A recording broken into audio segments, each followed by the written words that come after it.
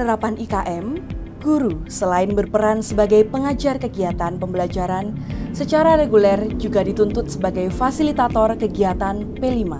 Sehingga peran ganda yang dijalani pun mengacu pada asesmen kepada siswa, yaitu asesmen formatif terhadap mata pelajaran dan juga sebagai fasilitator P5. Asesmen formatif pada awal pembelajaran dan hasilnya digunakan untuk merancang pembelajaran berikutnya yang sesuai dengan capaian mayoritas peserta didik di kelasnya. Guru melakukan asesmen P5 untuk mendapatkan umpan balik tentang kebutuhan belajar peserta didik dan menentukan tindak lanjutnya.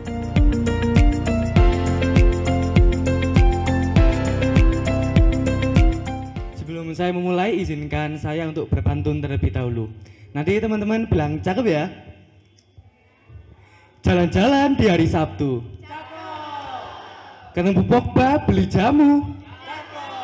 Sebelum saya memulai presentasi, izinkan saya salam terlebih dahulu. Assalamualaikum warahmatullahi wabarakatuh.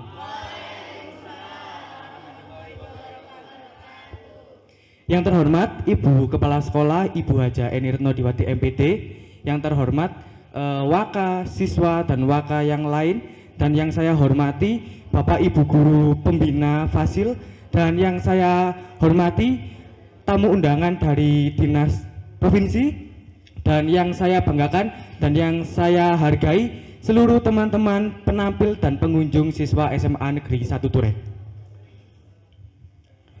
Selamat pagi semuanya, gimana kabarnya? Sehat? Oke, alhamdulillah. Jadi di sini perkenalkan, kami adalah kelompok 5 dari kelompok 3 yang akan menjelaskan produk kami, yaitu briket dan biotek, yaitu Roltape. Nah, di sini saya Nathan sebagai moderator, lalu di sini ada Fami yang akan menjelaskan materi biotek, lalu ada Aga yang akan menjelaskan materi briket, dan teman-teman dari kelas 11E yang akan membantu kami. Langsung saja saya mulai ke materi yang pertama, adalah materi briket yang akan dijelaskan oleh Aga. Silakan Aga. Baik, terima kasih atas kesempatannya. Yang pertama di sini saya akan menjelaskan tentang apa sih itu produk briket. Briket adalah bahan bakar padat yang terbuat dari limbah yang mengandung karbon. Dan briket sendiri digunakan sebagai alat alternatif pengganti bahan bakar minyak. Briket yang paling umum digunakan yakni briket arang, briket batu bara, briket batok kelapa, dan yang terakhir ada briket biomasa. Kebetulan kelompok kami mengambil briket dari batok kelapa. Fungsi dari briket ini ada salah satunya yakni sebagai pengganti bahan bakar minyak atau BBM. Yang kedua, pengendali sampah atau limbah pabrik. Dan yang ketiga ada dapat mengurangi pencemaran akibat penggunaan bahan bakar fosil. Kekurangan yang pertama dari briket ini adalah penggunaan briket adalah hasil pembakarannya, yakni briket bisa dikatakan lama untuk matangnya. Dan keunggulan dari briket tersebut adalah yang pertama lebih murah dan lebih ekonomis, yang kedua menghasilkan panas yang tinggi baik untuk pembakaran yang lama, dan yang ketiga tidak beresiko meledak atau mudah terbakar, tidak seperti kompor minyak tanah dan gas LPG. Dan yang keempat, bahan baku briket ini sangat melimpah, dan yang kelima dan ramah lingkungan karena diolah tidak menggunakan campuran kimia dan tentunya sangat aman. Langsung saja kepada cara pembuatan briket. Yang pertama, pastinya bahan batok kelapa ini dikeringkan terlebih dahulu. Setelah dikeringkan, langsung dihancurkan, dipotong kecil-kecil, tidak perlu sampai halus karena hanya bertujuan untuk mempermudah pembakaran.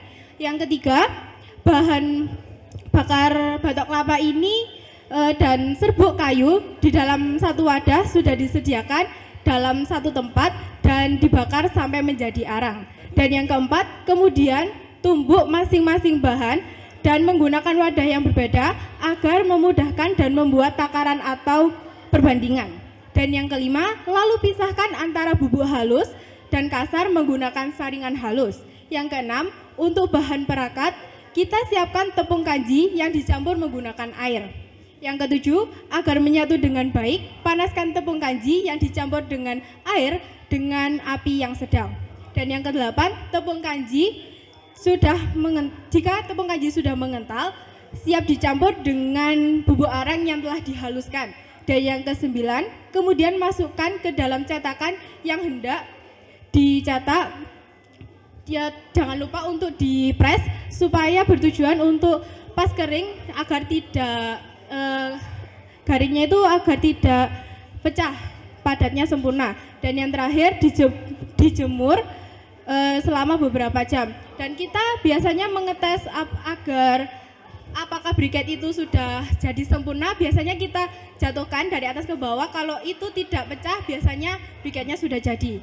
Dan dari kelompok kami sendiri tentunya mengalami beberapa kali percobaan karena di briket kami mengalami kegagalan, dan faktornya itu disebabkan karena dari tepung tersebut terlalu banyak takarannya. Dan kita tidak pantang menyerah, tidak berhenti di situ saja. Kami mencoba untuk membuat briket itu beberapa kali, dan akhirnya kita menemukan tips cara yang benar, yakni sesuai tepungnya 25% dari berat arang tersebut. Baik, itu penjelasan dari briket yang bisa saya jelaskan. Terima kasih Aga. Sama-sama. Jadi ini adalah contoh briket yang telah kelompok kami buat. Bisa ditunjukkan teman-teman? Mungkin yang ini nggak apa-apa. Ini masih panas. Ini yang masih dalam bentuk fresh, yang kotak masih belum dipakai ya. Nah, itu bentuknya itu kotak kubus ya. Dan tekstur briketnya itu padat. Seperti yang dijelaskan oleh Aga tadi, bahwasanya kita itu membuat briket ini mengalami beberapa kesulitan dan kegagalan. Kesulitan kami adalah, bentuk kegagalan kami adalah saat kami membuat itu kebanyakan tepung kanji, sehingga briket yang kami buat itu terlalu rapuh, jadi gampang pecah kalau dijatuhkan. Sedangkan yang Aga jelaskan tadi, kalau briket dikatakan berhasil itu bertekstur padat dan kalau dijatuhkan ke tanah itu tidak hancur. Seperti itu. Mungkin lanjut ke materi selanjutnya adalah bioteknologi yang akan teman saya jelaskan. Fahmi, silakan. Baik, terima kasih waktunya moderator. Sebelum saya menjelaskan tentang bioteknologi, saya ingin semua teman-teman memperhatikan. Nah, jadi sebelum kita ke produk bioteknologi, alangkah baiknya kita tahu lebih dahulu apa sih itu bioteknologi. Saya akan menjelaskan apa bioteknologi. Jadi, bioteknologi adalah gabungan dari dua kata, yakni biologi dan teknologi. Sehingga dapat kita artikan, bioteknologi adalah ilmu dan teknologi terapan yang memanfaatkan makhluk hidup untuk dijadikan barang dan jasa yang dapat berguna bagi manusia. Tentunya bisa menjadi olahan makanan, mungkin untuk pertanian dan lain-lain. Untuk produk kami sendiri, kami memilih Proltape untuk sebagai produk biotek kami pada kelompok kami. Proltape itu apa sih? Saya akan menjelaskan sedikit tentang Proltape. Proltape adalah kue berbahan dasar tape singkong yang memiliki rasa manis dan nikmat. Kue Proltape terbuat dari bahan tape dengan tingkat kematangan tape yang tidak terlalu matang maupun mentah dengan kualitas terbaik. Seperti ini contohnya. Lalu lanjut ke bahan-bahan dan cara pembuatan. Untuk bahan-bahannya sendiri cukup sederhana. Yang pertama ada tentunya tape singkong. Yang kedua gula pasir. Yang ketiga beberapa butir telur sesuai dengan kebutuhan masing-masing. Keempat tepung terigu dan kelima margarin. Lanjut ke cara pembuatan. Untuk cara pembuatan, yang pertama haluskan tape singkong dengan margarin. Yang kedua pecahkan telur, campur dengan gula, aduk hingga rata, dan tambahkan tape yang sudah dihaluskan. Yang ketiga, tambahkan tepung ke dalam adonan, aduk hingga rata. Yang keempat, tuangkan ke loyang anti panas dan panggang selama 20-30 menit. Nah, waktu ini untuk waktu normal jika menggunakan kompor gas, teman-teman.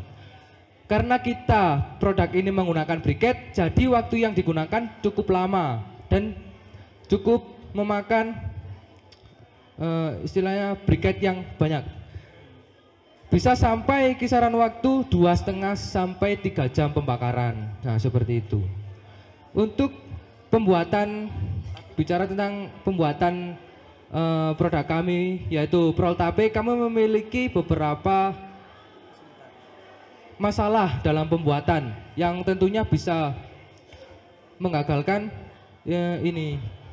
pembuatan Proltape ini.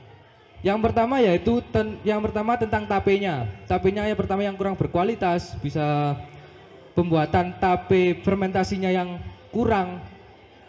Kegagalan kami yaitu jumlah ragi yang terlalu banyak. Jadi tape yang kita buat terlalu matang atau bisa dikatakan busuk seperti itu. Jadi kita mau mengalami beberapa kegagalan, kita mencoba lagi dan akhirnya bisa terbuat tape yang seperti ini. Nah, ini contoh tape yang berhasil gitu. Dan untuk Proltape-nya bisa dilihat contoh Proltape yang berhasil seperti ini. Nah, seperti ini. Jadi ini produk biotek dari kelompok kami. Nah, terima kasih. Sekian penjelasan tentang biotek dan produk Proltape dari kelompok kami. Terima kasih. Terima kasih Fahmi atas penjelasannya. Jadi dapat teman-teman ketahui bahwasanya membuat Proltape itu tidak semudah yang dibayangkan ya teman-teman. Dan bahkan dalam pembuatan tapenya saja kelompok kami itu mengalami beberapa kesulitan. Yang pertama tadi yang dijelaskan Fahmi bahwasanya kami itu mengalami kegagalan yang pertama karena ragi yang kami tuangkan ke singkong itu terlalu banyak sehingga menyebabkan tape kami itu menjadi busuk.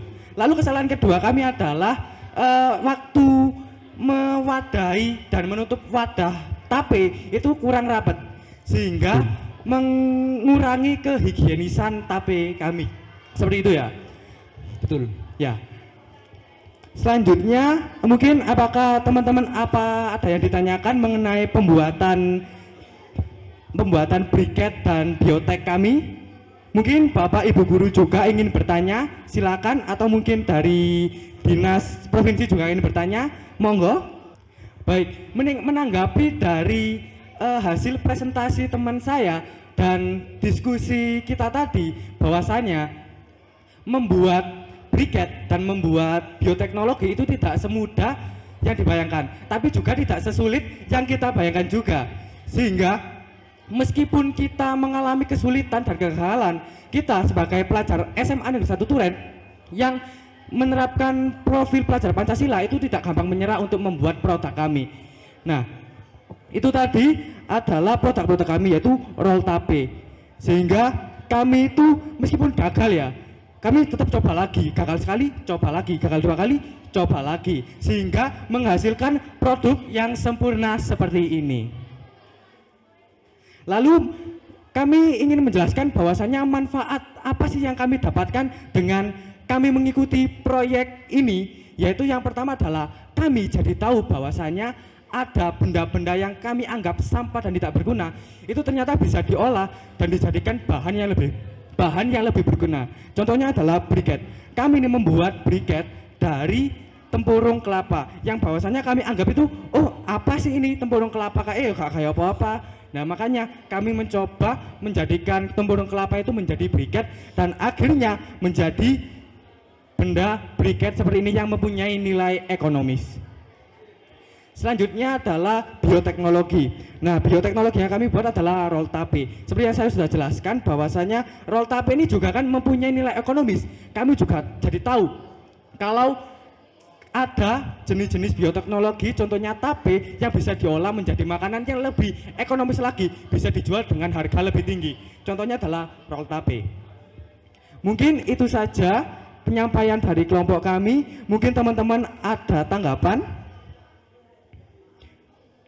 Baiklah, kalau tidak ada tanggapan akan saya akhiri. Sekian dari kelompok kami, bila ada kurang lebihnya mohon maaf. Kalau ada kurang-kurangnya juga kami mohon maaf. Sekian dari kami. Wassalamualaikum warahmatullahi wabarakatuh. Warahmatullahi wabarakatuh.